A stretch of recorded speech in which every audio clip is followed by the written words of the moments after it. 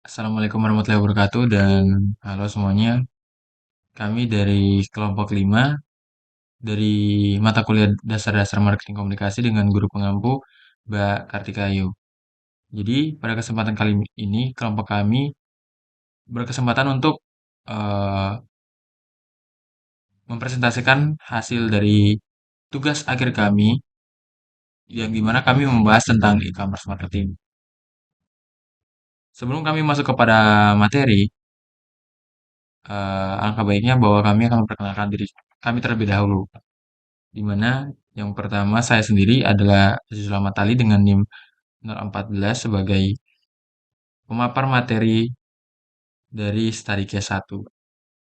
Saya Weni Lestari 032 sebagai pemapar materi riset 1. Baik, perkenalkan saya Noval Falah dengan NIM 021. Pada presentasi kali ini saya ditunjuk sebagai pemateri kedua atau pemapar kedua dari riset pembahasan. Perkenalkan, nama saya Davina Akbar Perdana dengan NIM 153220025. Saya di sini sebagai pemapar 1 dari materi resume ebook. Perkenalkan, saya Adelio Tegar Kristanto dengan NIM 039 dan di sini saya sebagai pemapar materi resume ebook yang kedua. Saya Naomi Dina Permata dengan NIM 28 sebagai pemapar materi Studycase kedua. Oke. Saya akan menjelaskan beberapa materi yang akan kami paparkan di mana terdiri dari riset pembahasan mengenai e-commerce marketing, kemudian ada resume ebook dari e-commerce marketing dan ada study case bagi e-commerce marketing. Baik, untuk mengefisienkan waktu, saya persilakan kepada Beni Dwi Lestari sebagai pemapar materi riset pembahasan pertama. Jurnal pembahasan. Dalam pembahasan kelompok kami mengambil kajian jurnal dari Wahyu Sri Sadono 2018 dengan judul Strategi Perusahaan E-commerce Membangun Brand Community di Media Sosial dalam Meningkatkan Omset Penjualan. Next, ada 4 pembahasan, yaitu ada e-commerce, media sosial, brand community, dan penjualan. Perusahaan e-commerce menggunakan media sosial dengan cukup baik, dimulai dari promo, kuis, informasi produk, informasi brand, sampai konten-konten yang bersifat hiburan berhasil mereka gunakan untuk menarik perhatian para pengguna media sosial untuk mengait calon konsumen mereka dan mengubahnya menjadi konsumen yang setia. Dalam membangun sebuah brand community di media sosial, jumlah audiens saja tidak bisa menjadi faktor kesuksesan sebuah brand dalam membangun suatu komunitas. Parameter lainnya yang harus diperhatikan adalah membuat konten yang baik. Pembuatan konten harus bisa membangun nilai engagement yang tinggi, sehingga komunitas yang sudah dibuat bisa terus berkembang dan informasi yang disampaikan akan lebih mudah untuk tersebar. Dan tentu saja hal ini bisa bermanfaat dalam menambah jumlah konsumen dari produk yang ditawarkan. Selain menganalisis brand community di industri e-commerce, perlu juga menganalisis perihal bagaimana campaign yang dibuat di media sosial bisa berhasil dan meningkatkan ROI atau Return on Investment dari e-commerce tersebut. Ada 5 hal yang menjadi buah bibir di sektor e-commerce pada tahun 2018. Kelima hal itu adalah pola perilaku belanja bergeser ke online, mobil wallet atau pembayaran bergeser menggunakan GoPay, Tcase, dan PayPro yang semakin marak, jasa pengiriman yang semakin cepat, instant seller pindah ke lapak, dan penjualan tiket online yang semakin meningkat. Keberadaan komunitas menjadi sangat penting karena dengan adanya komunitas, setiap informasi yang diberikan oleh masing-masing brand akan lebih mudah tersampaikan, bahkan tersebar ke masing-masing target audiensnya. Selanjutnya ada riset pembahasan terkait e-commerce. Yang pertama ada model bisnis, berbagai macam jenis model bisnis e-commerce. Yang pertama ada business to business yang merupakan model e-commerce perusahaan dengan perusahaan, ada business to customer, di mana model e-commerce yang dilakukan antar perusahaan dengan customer, dan ada customer to customer, yang di mana customer bisa saling jual beli dengan customer lainnya. Yang terakhir ada customer to business, di mana customer menyediakan produk atau jasa kepada perusahaan. Jenis model bisnis e-commerce yang akan didalami pada presentasi kali ini yaitu menggunakan business to customer. Karena model bisnis ini tidak asing di Indonesia dan perkembangannya cukup pesat di Indonesia sendiri. Selanjutnya ada optimasi pada platform lain. Optimasi pada platform lain yang berarti mereka berstrategi marketing tidak hanya memakai aplikasi yang mereka punya saja. Mereka menggunakan platform lain, yaitu seperti Instagram, Facebook, TikTok, dan YouTube. Contoh dari contoh satu e-commerce-nya yaitu misalnya optimasi brand e-commerce ke platform lain berbentuk website. Cara yang harus dilakukan yaitu memperbaiki kualitas SEO atau Search Engine Optimization, desain yang kompleks, dan opsi layanan bantuan dan sebagainya. Selanjutnya, riset akan dijelaskan oleh Raffi Naufal-Fala. Baik, untuk riset pembahasan selanjutnya akan saya jelaskan, yaitu yang ketiga ada icon brand e-commerce. Untuk poin pertama sendiri, ada psikologi warna yang digunakan brand e-commerce. Menurut studi Seoul International Expo-Color, lebih dari 90% orang menyatakan bahwa warna memainkan bagian yang penting dalam hal pengambilan keputusan pembelian. Dan pada penelitian lain, oleh Institute for Color Research menunjukkan bahwa pembeli secara tidak sadar menilai orang, lingkungan, dan suatu produk dalam 2 menit pertama dan pandangan pertama. Dua riset ini cukup menjelaskan bahwa bagaimana pentingnya pemilihan warna pada brand e-commerce, khususnya di bagian desain platformnya. Dan ini cukup berpengaruh untuk dijadikan strategi marketing dari brand e-commerce tersebut. Untuk poin yang kedua sendiri, ada icon brand e-commerce untuk menciptakan brand awareness di benak konsumen. Icon brand tersebut berbentuk seperti huruf, logo, dan kemudian slogan-slogan yang digencarkan oleh brand e-commerce tersebut. Untuk materi riset yang selanjutnya yaitu syarat dan ketentuan bagi konsumen.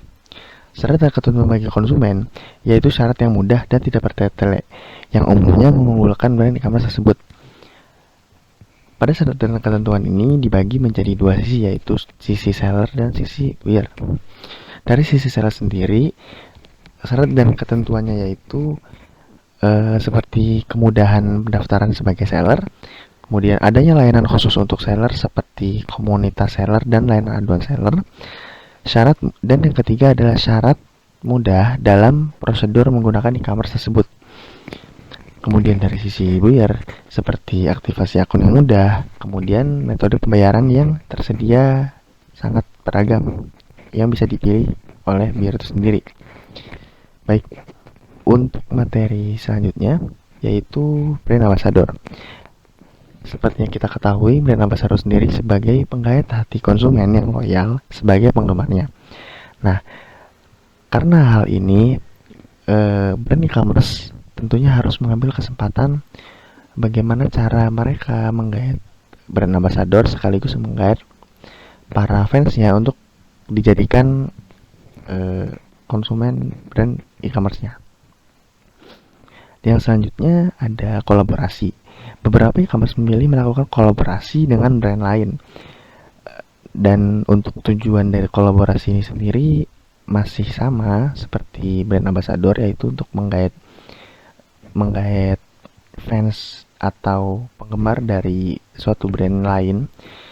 Namun untuk brand ambassador itu kita melakukan kerjasama dengan orang lain, sementara untuk brand ini Untuk kolaborasi ini kita bekerja sama dengan brand lain. Contohnya itu suatu brand e-commerce yang bekerja sama dengan brand makanan, brand kecantikan, dan yang lain sebagainya.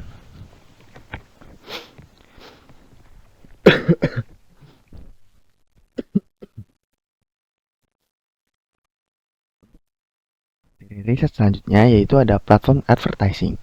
Untuk poin pertama, media yang digunakan untuk brand e-commerce beriklan biasanya beragam.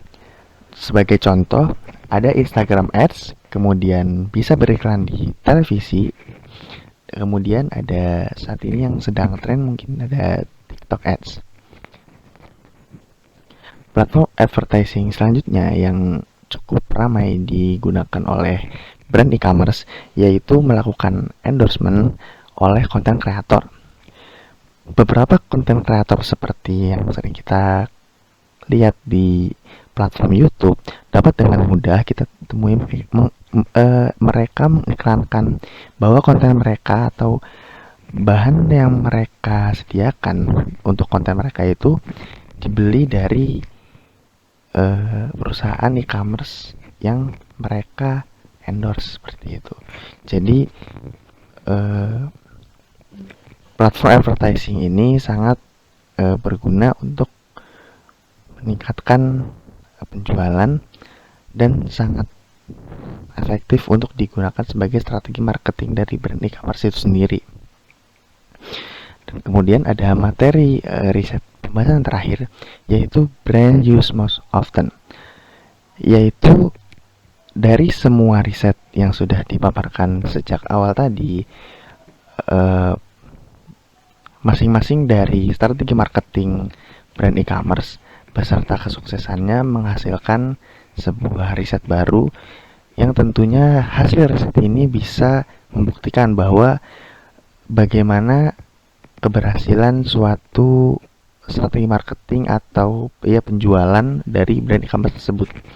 Melansir mix.co.id dan parapuan.co pada tahun 2022, Ipsos Indonesia telah melakukan survei pada e-commerce di Indonesia. Survei tersebut mereka menetapkan brand use most often sebagai salah satu indikatornya. Hasilnya, Lazada duduk di peringkat 3 sebagai perusahaan e-commerce yang sering digunakan oleh penduduk Indonesia dengan perolehan 13%. Dan kalah dari Shopee di peringkat pertama, juga Tokopedia di peringkat kedua. Untuk pemaparan selanjutnya bisa dijelaskan oleh Divino sebagai pemapar ketiga atau pemapar satu dari resume ebook.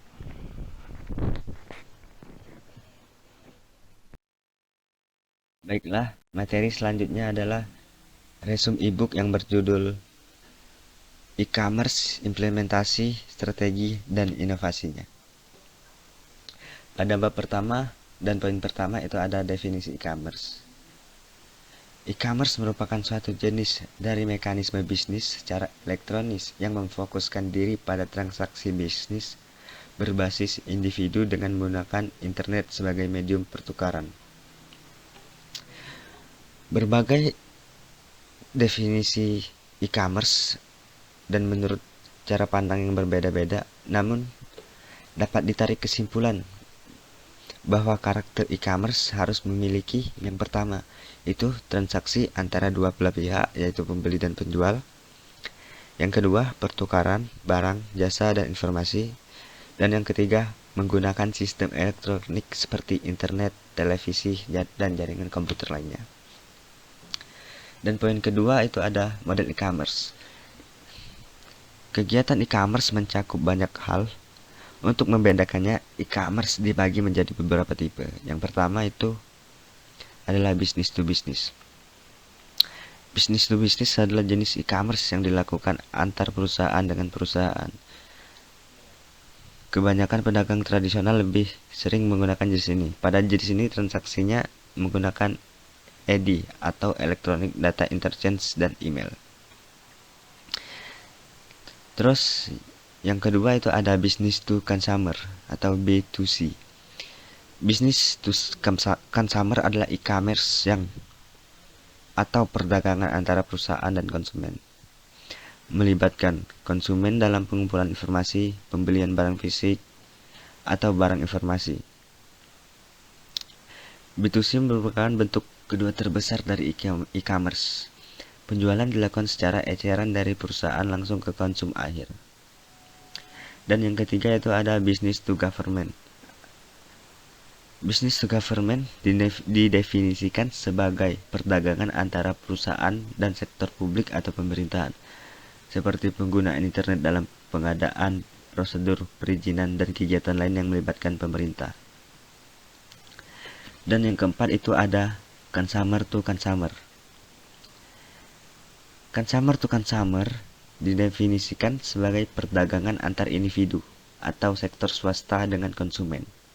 Consumer to consumer merupakan tradisi di mana konsumen menjual produk secara langsung kepada konsumen lainnya. Consumer to consumer ditandai dengan peningkatan pasar elektronik dan lelang online, khususnya di industri di mana suatu perusahaan atau bisnis menawarkan apa yang mereka inginkan dari beberapa supplier. Hal tersebut dapat menciptakan potensi besar untuk membangun pasar baru.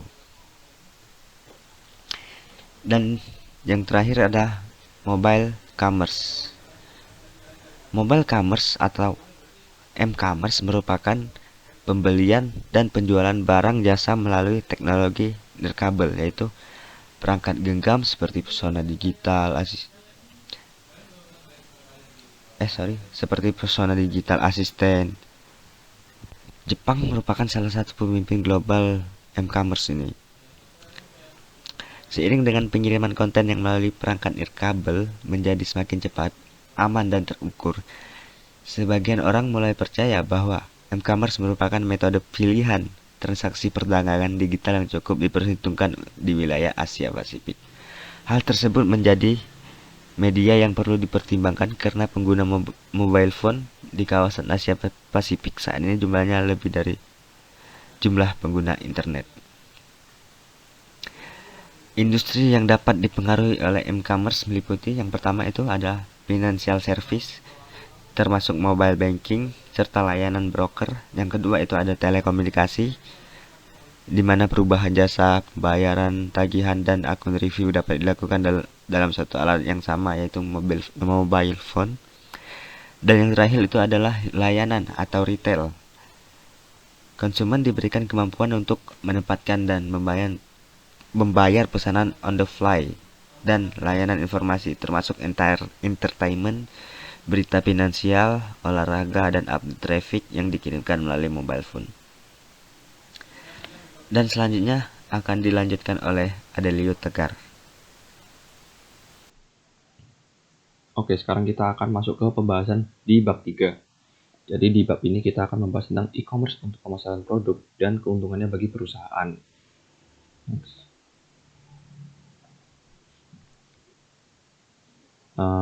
E-commerce untuk pemasaran produk. Yang pertama, e-commerce membuka peluang bagi pengusaha untuk memasarkan dan menumbuhkan jaringan usaha di seluruh belahan dunia usaha. Jadi di sini secara tidak langsung sebuah perusahaan dituntut untuk mengetahui akan pentingnya pemanfaatan dari teknologi e-commerce itu sendiri, karena hal tersebut memiliki peluang yang besar dalam kesuksesan pemasaran produk, sehingga perusahaan tersebut dapat bersaing dengan kompetitor lainnya dalam sistem e-commerce ini.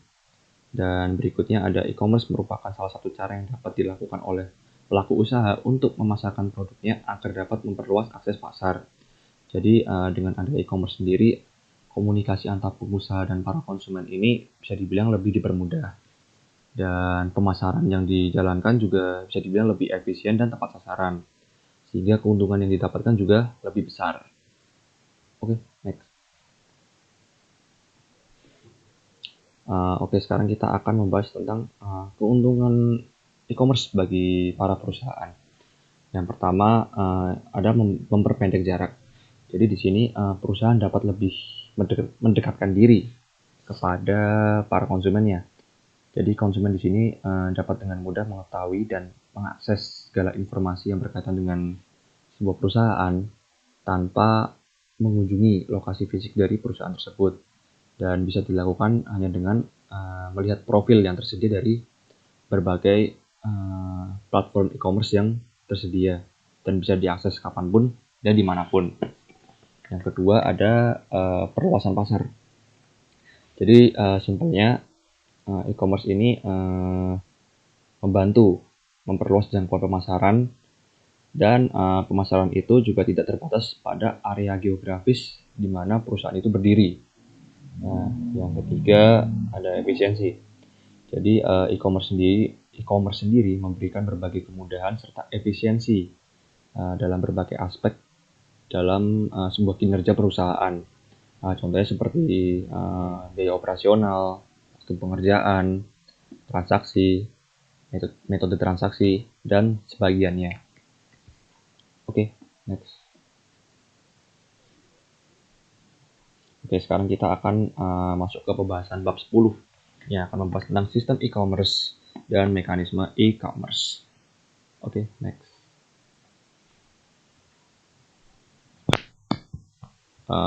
Jadi di sini kita akan membahas tentang sistem e-commerce menurut para ahli. Yang pertama ada sistem e-commerce menurut Jenner Simarmata. Jadi menurut beliau, e-commerce adalah salah satu set dinamis teknologi aplikasi dan proses bisnis yang menghubungkan perusahaan, konsumen, dan komunitas tertentu melalui transaksi elektronik. Dan intinya di sini e-commerce lebih berfokus pada kegiatan transaksi barang atau jasa secara jarak jauh tanpa harus bertemu secara langsung. Dan pendapat yang kedua datang dari Didin Hadi Saputra, dan beliau mengatakan bahwa para pelaku bisnis menggunakan teknologi e-commerce karena teknologi e-commerce telah meningkatkan reliabilitas pelaku bisnis dalam kegiatan transaksi. Nah, hal tersebut tidak hanya dikarenakan karena kemudahan dari sistem e-commerce itu sendiri, tetapi juga karena teknologi e-commerce ini tuh sudah mulai terjangkau oleh semua pengguna internet, sehingga memungkinkan para pelaku bisnis untuk memperluas jaringan pemasarannya melalui sistem e-commerce ini.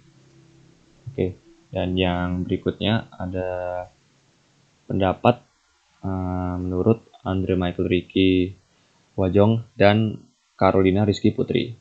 Mereka berpendapat bahwa e-commerce selain memiliki sisi positif juga memiliki sisi negatif, yaitu rawan tindak pidana kejahatan dunia maya atau cybercrime, misalnya seperti penipuan dengan cara pencurian identitas dan membohongi pelanggan, kejahatan kartu kredit, phishing, spammer, dan lain-lain. Nah, ancaman-ancaman tersebut ditakutkan akan menimbulkan kekhawatiran bagi para pengguna platform e-commerce, dan karena adanya ancaman ini ditakutkan juga para pengguna platform e-commerce akan kembali ke metode tradisional yang bisa dibilang lebih konvensional proses jual belinya.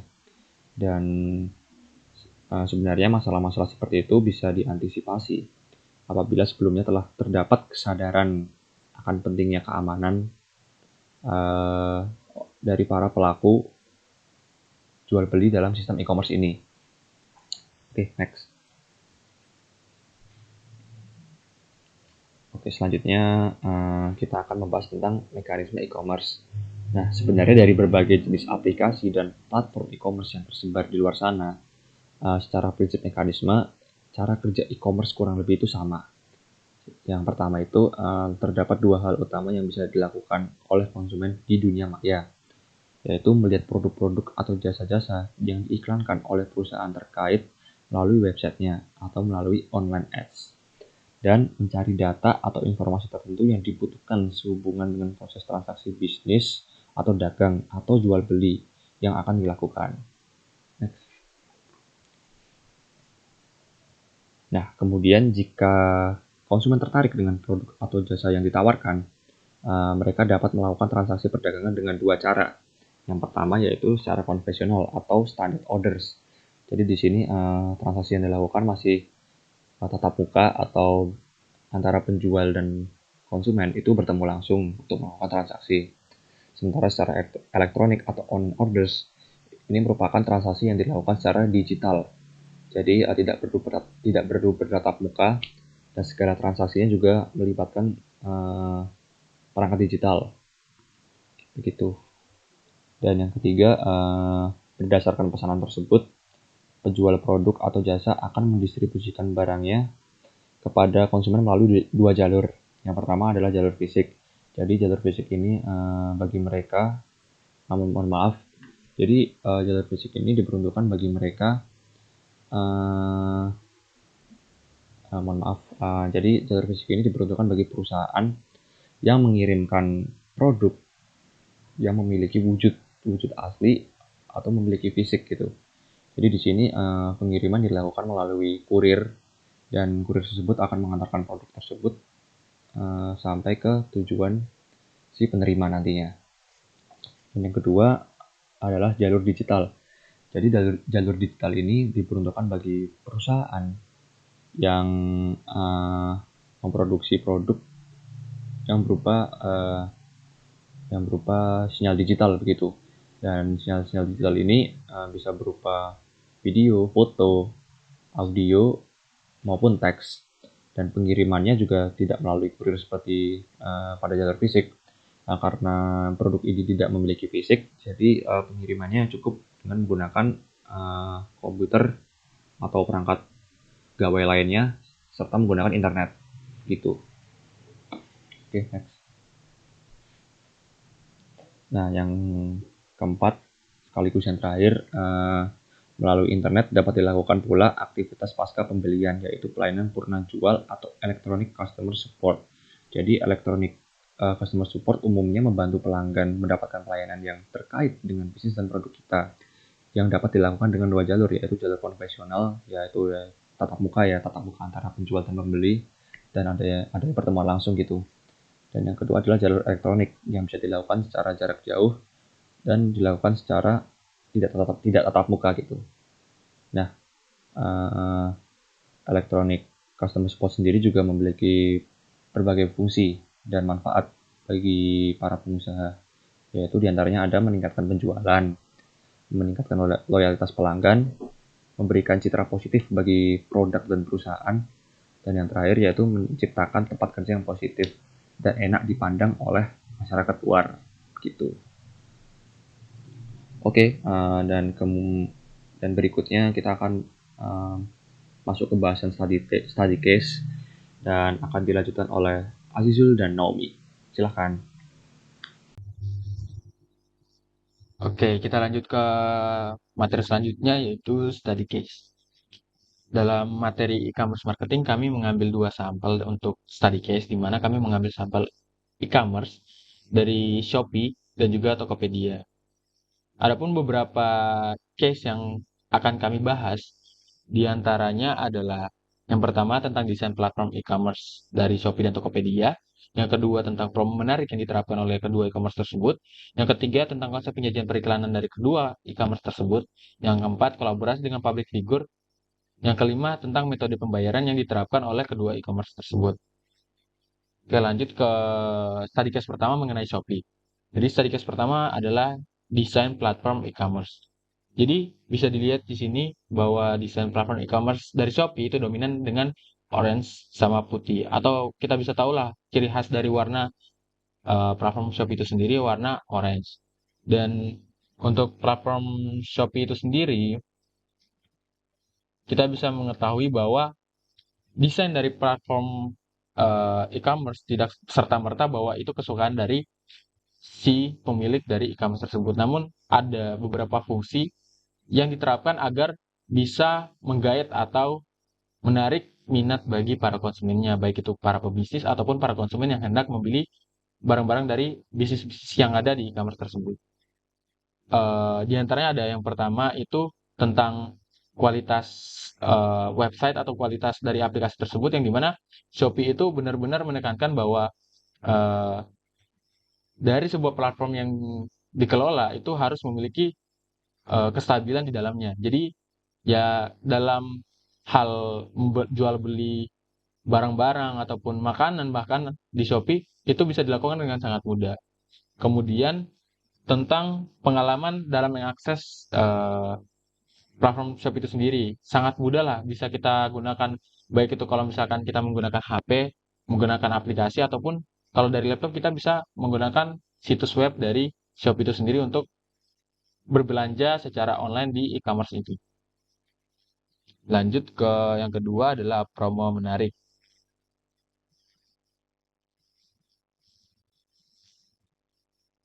Jadi pada Shopee itu sendiri ada 6 promo menarik yang ditawarkan ya. Kita mulai yang pertama. Di sini ada gratis ongkir untuk seluruh Indonesia, yang dimana Shopee ini sejak beberapa tahun berdiri itu langsung menerapkan gratis ongkir dengan minimal belanja Rp0 untuk seluruh Indonesia. Dan trik ini digunakan oleh Shopee pada para pengguna Shopee yang dimana mereka tuh baru membentuk atau baru membuat akun Shopee itu sendiri. Dan eh, konsep promosi atau konsep marketing seperti ini sangat sukses, dan bisa dibilang Shopee sangat sukses untuk menggait para konsumennya untuk bisa berbelanja atau bahkan eh, bertransaksi jual beli di dalam e-commerce Shopee itu sendiri. Lanjut ke promo menarik yang kedua, yaitu voucher. Nah, voucher di dalam Shopee ini ada beberapa jenis. Yang pertama adalah voucher dari Shopee itu sendiri, yang dimana voucher ini dikhususkan untuk para pelanggan dari beberapa toko-toko yang ada di e-commerce untuk berbelanja dengan banyak sekali promo, mulai dari cashback atau bahkan flash sale seperti itu. Kemudian ada yang kedua adalah voucher gratis ongkir, di mana voucher gratis ongkir bukan hanya bagi pengguna yang pertama kali membentuk akun Shopee, tapi para pelanggan-pelanggan Shopee juga berhak untuk mendapatkan gratis ongkir meskipun voucher tersebut ada minimal berbelanjanya. Namun ya, hal tersebut merupakan salah satu teknik marketing dari Shopee agar para konsumen dari Shopee itu sendiri bisa bertahan di e-commerce Shopee.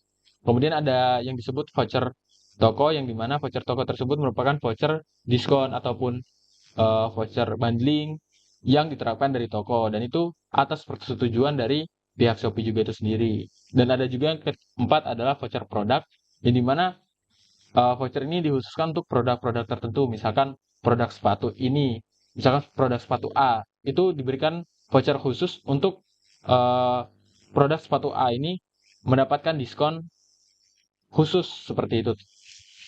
Seperti itu. Yang ketiga promo menarik, yakni promo dari toko. Nah, promo dari toko ini sebenarnya kurang lebih sama seperti voucher, yang dimana toko-toko dari yang ada di dalam e-commerce Shopee akan memberikan sebuah potongan harga, yang dimana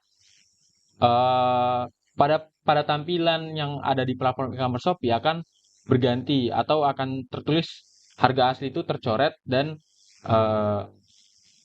harga dari promo tokonya itu akan muncul di samping harga asli tersebut, seperti itu.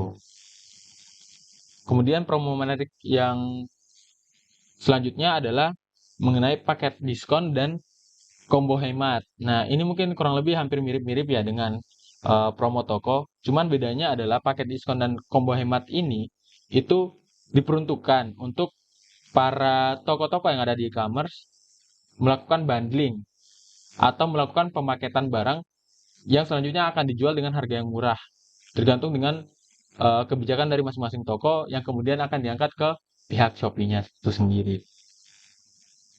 Kemudian ada promo menarik selanjutnya, yaitu flash sale. Ya, kita bisa lihat bahwa Shopee sangat dikenal dengan flash sale untuk di setiap bulannya, mulai dari 11, 22, bahkan sampai Shopee 12 pun ada untuk flash sale itu sendiri. Dan gak main-main, Shopee memberikan banyak sekali promo di setiap flash sale yang dikeluarkan di setiap bulannya.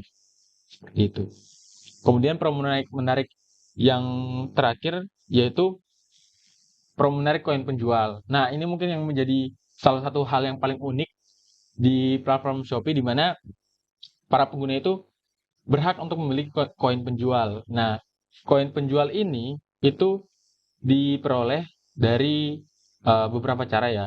Jadi itu baik itu dalam hal nge-like video yang ada di e-commerce Shopee, atau bahkan bermain gamesnya, atau bahkan ketika berbelanja itu bisa mendapatkan promo berupa koin penjual itu sendiri. Dan koin penjual ini bisa digunakan sebagai diskon atau mungkin pengurangan uang sesuai dengan jumlah koin penjual yang terkumpul dari masing-masing konsumen Shopee itu sendiri.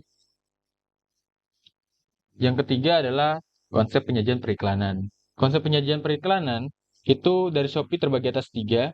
Yang pertama tentang tampilan visual yang khas dan menarik. Yang kedua adalah ide iklan dengan menggunakan musik yang familiar di telinga audiens. Yang ketiga, memanfaatkan media sosial dalam pendistribusiannya. Jadi, konsep penyajian periklanan Shopee ada 3 itu tadi, dan mungkin kita lihat video di slide berikutnya. Shopee COD, Shopee COD. Bayar langsung di tempat, tanpa tabungan, tanpa rekening. Shopee COD, Shopee COD, Shopee COD. Oke, jadi bisa kita lihat bahwa di video konsep penyajian periklanan yang diberikan Shopee itu memiliki tampilan visual yang khas dan menarik, kayak tampilannya itu dominan orange gitu, yang menggambarkan bahwa Shopee itu e-commerce orange, dan orang-orang kenal kalau Shopee itu ya seperti itu. Dan dengan adanya konsep periklanan seperti itu membuat audiens menjadi terkait dengan apa yang ada di e-commerce tersebut. Kemudian ide iklan dengan menggunakan musik yang familiar seperti Shopee COD itu membuat orang-orang itu menjadi kayak mengingat terus kalau misalkan e-commerce Shopee itu ada di dunia ini gitu. Kemudian memanfaatkan media sosial dengan dalam pendistribusiannya. Nah, dalam pendistribusiannya Shopee itu menggunakan YouTube atau YouTube Ads, bahkan di Instagram, dan bahkan pernah membuat iklan di stasiun-stasiun televisi dengan menggunakan para public figure yang cukup terkenal untuk mempromosikan e-commerce Shopee ini. Kemudian yang keempat, kita lanjut ke kolaborasi dengan public figure. Kita bisa lihat bahwa Shopee sering bekerja sama dengan para public figure baik dalam negeri maupun dari mancanegara. Mulai dari luar negeri itu ada Jackie Chan, Cristiano Ronaldo, Blackpink, bahkan Stray Kids pun ikut ambil dalam kolaborasi dengan public figure dari e-commerce Shopee itu sendiri. Dan ada yang dalam negeri seperti Joe Taslim, Tukul Arwana, dan masih banyak lagi artis-artis atau public figure yang berkolaborasi dengan Shopee dalam kasus promotion untuk e-commerce marketing ini. Kita bisa lihat untuk video selanjutnya ya, dari kolaborasi public figure antara Ambana Manopo dan Aryas Saloka. Shopee COD, Shopee COD. Bayar langsung di tempat, Shopee COD. Pasti dijamin aman, pakai Shopee COD.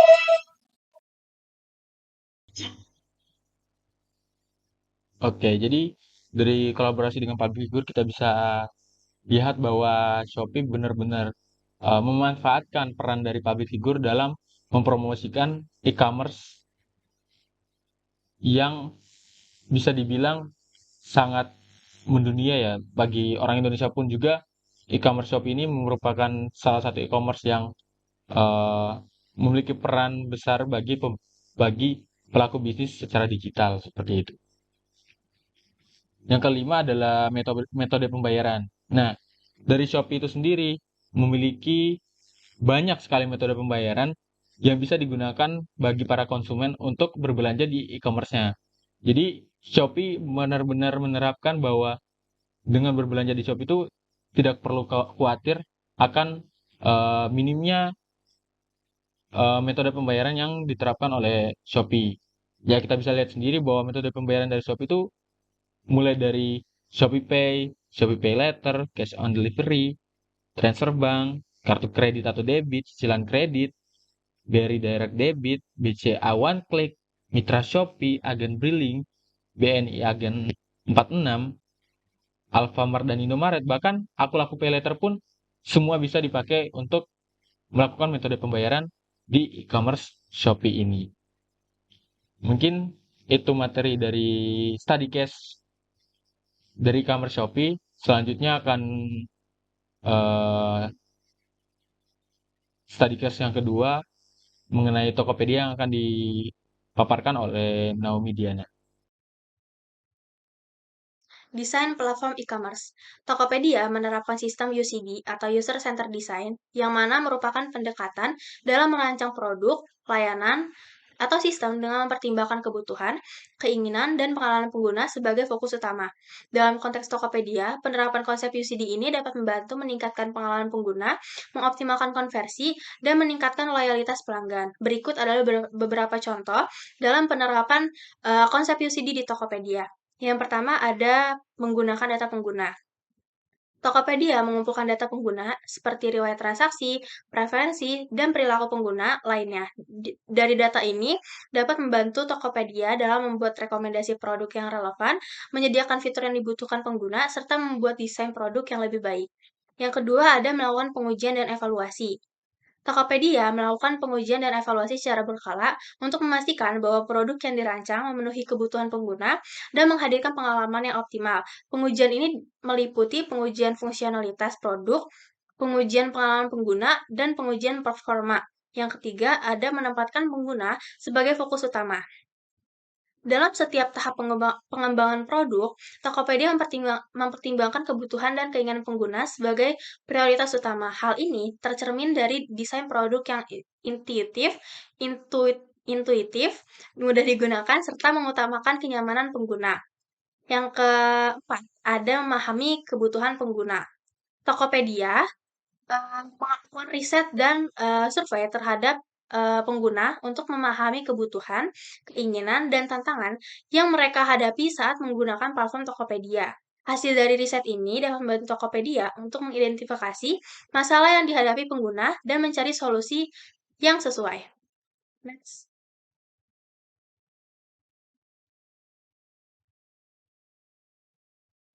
Selanjutnya adalah promo menarik. Tokopedia memberikan banyak sekali promo-promo menarik kepada pelanggan. Beberapa di antaranya adalah yang pertama, diskon. Tokopedia seringkali memberikan diskon untuk pengguna untuk produk-produk tertentu di aplikasi mereka. Diskon yang diberikan dapat bervariasi dari 10 hingga 50% atau bahkan lebih. Diskon yang diberikan dapat bervariasi. Diskon ini biasanya berlangsung selama beberapa hari dan pelanggan dapat mengambil keuntungan dari diskon ini untuk membeli produk yang mereka inginkan dengan harga yang lebih murah. Yang kedua, ada cashback. Selain diskon, Tokopedia juga sering memberikan cashback kepada pelanggan serta mereka melakukan transaksi di situs Tokopedia. Cashback dapat diberikan dalam bentuk saldo Tokopedia atau transfer langsung ke rekening bank pelanggan. Yang ketiga ada flash sale. Promo flash sale adalah salah satu promo yang cukup populer di Tokopedia. Promo ini biasanya berlangsung dalam waktu yang terbatas dan memberikan diskon atau penawaran menarik untuk produk-produk tertentu. Promo ini sangat dinamis dan bergantung pada stok barang serta waktu yang telah ditentukan. Next. Selanjutnya adalah gratis ongkir. Beberapa produk di Tokopedia menawarkan gratis ongkir sebagai bagian dari promo. Pelanggan dapat mengambil keuntungan dari kesempatan ini untuk membeli produk tanpa harus membayar biaya pengiriman. Selanjutnya adalah promo spesial.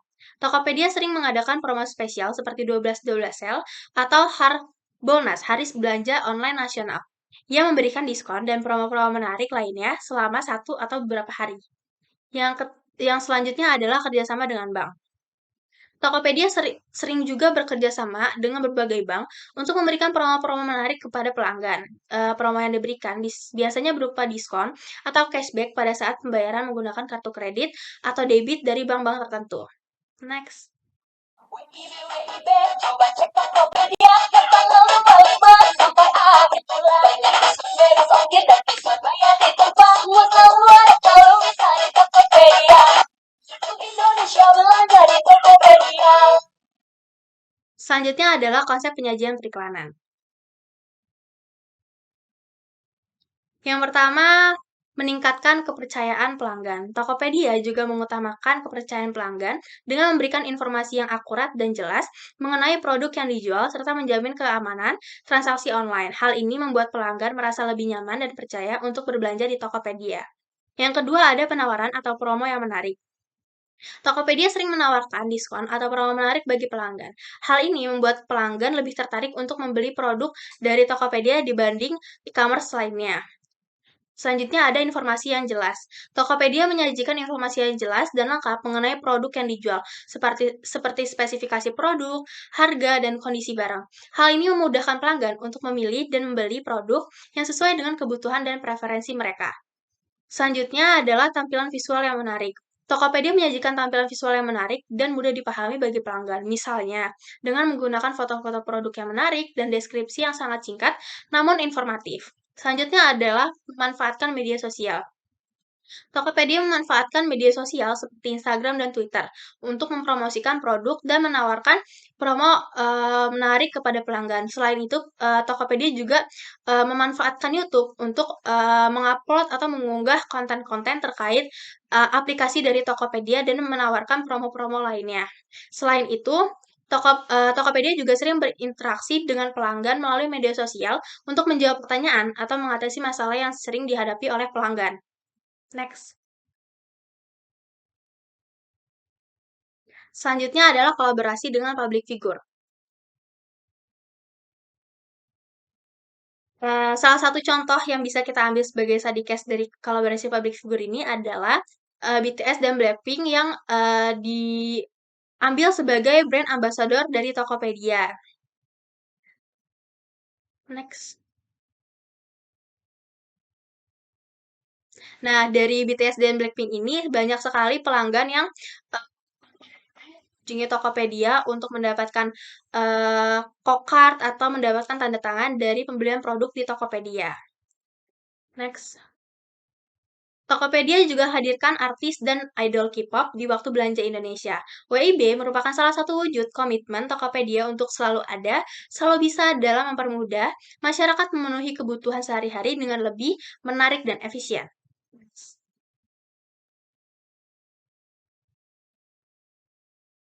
Selanjutnya adalah metode pembayaran. Tokopedia memiliki banyak sekali metode pembayaran. Di antaranya adalah internet banking, yaitu pembeli dapat menggunakan layanan internet banking seperti BCA, BCA Klik, Mandiri, Internet Banking, atau BNI Internet Banking untuk membayar pembelian di Tokopedia. Selain itu adalah tunai. Tokopedia juga menyediakan pembayaran tunai yang bisa dilakukan di gerai atau outlet terdekat seperti Alfamart atau Indomaret. Selanjutnya adalah e-wallet. Tokopedia juga menyediakan pembayaran seperti GoPay, OVO, dan lain sebagainya. Selanjutnya adalah kartu kredit. Pembeli dapat menggunakan kartu kredit, Visa atau Mastercard untuk membayar pembelian di Tokopedia.